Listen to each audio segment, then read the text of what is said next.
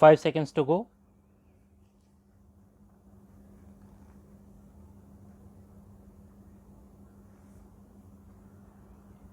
Start.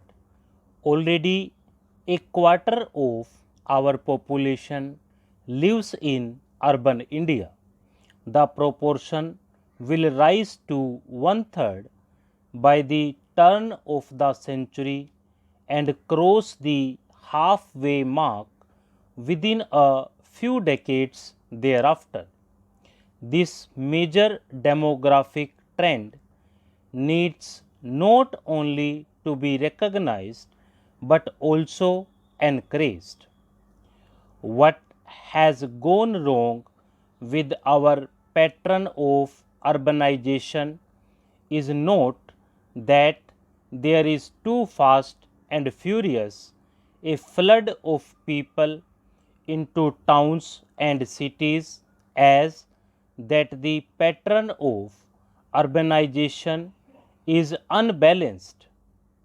It is the larger metropolitan cities that are attracting the bulk of those coming in from the rural area. This severely strains the resources of the larger cities without conferring any real benefit on the rural areas from where the new entrants have come. What we need is a national pattern of urbanization. We need to see small and large towns growing in every district, drawing the bulk of their population from the surrounding rural hinterland.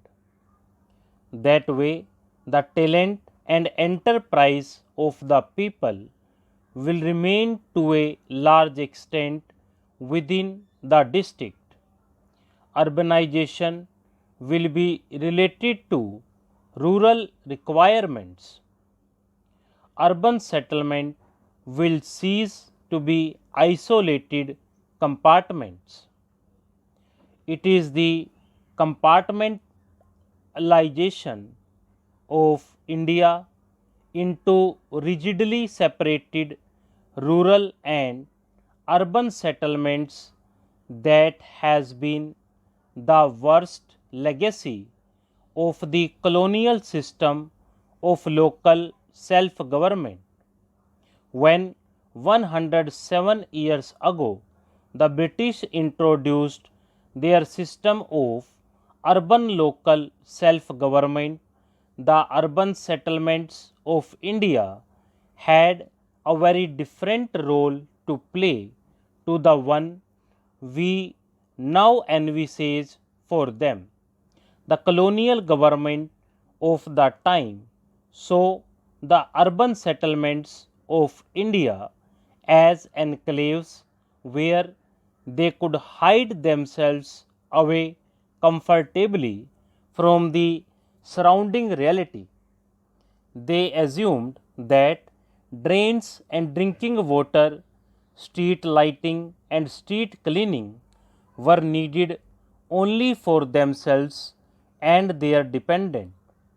It was assumed that civic amenities are not for rural India. 5 decades into independence, the reality has changed, but the shell remains much the same. The law makes it obligatory to provide civic amenities for all recognized urban settlements, but the strained resources of the urban local bodies make it almost impossible for them to meet urbanization. It is also these settlements that will progressively and in phases serve as the focal point for industrial growth centers. Thus, we bring together the recommendations of the National Commission on Urbanization and our scheme of growth centers. Secondly, in the colonial system of municipal administration, there was no place for development planning and no role for development activities. When Pandit ji introduced Panchayati Raj to fill the rural vacuum left by the colonial legacy, he envisaged the institutions of Panchayati Raj as a crucial instrument of development. Although over the years the Panchayati Raj institutions have decayed, they have remained in concept at least a prime instrument of development. In contrast, the municipal bodies have withered but assumed no developmental role. The development of India is not possible without planning for development in our urban settlements as much as in our rural settlements.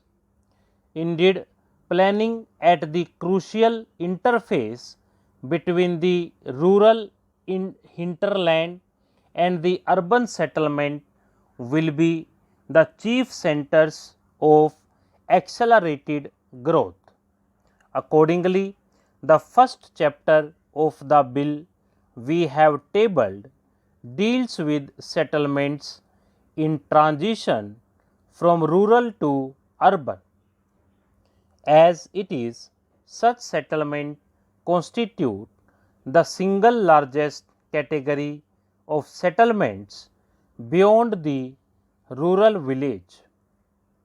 The present tendency in most parts of the country is to classify such settlements as urban and take them entirely out of the purview of the rural urban interface.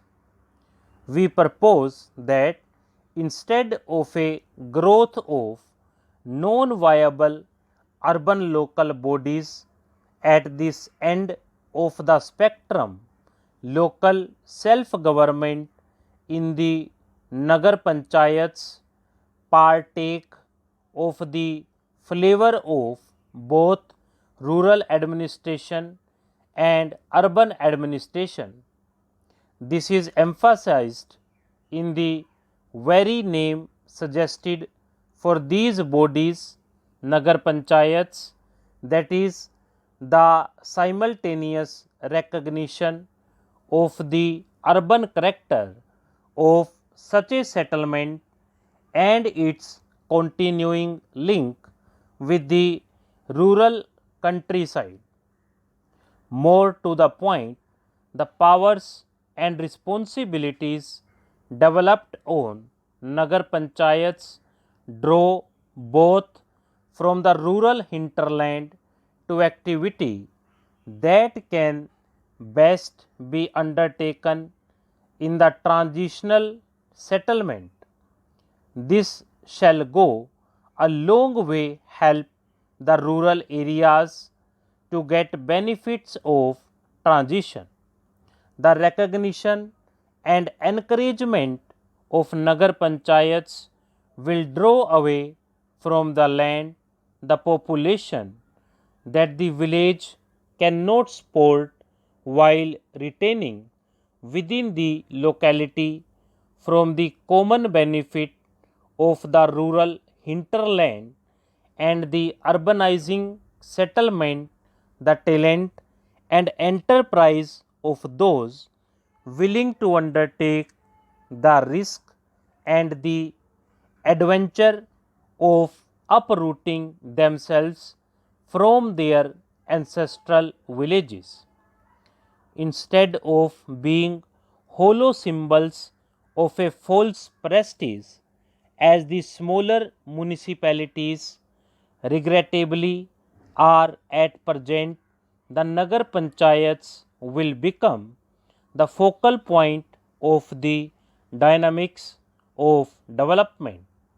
We would hope that in every district one or some of the Nagar Panchayats will grow into a town worthy of a Nagarpalika. It is by the even spread of town around the country that we will take the pressure off the metropolises. Stop.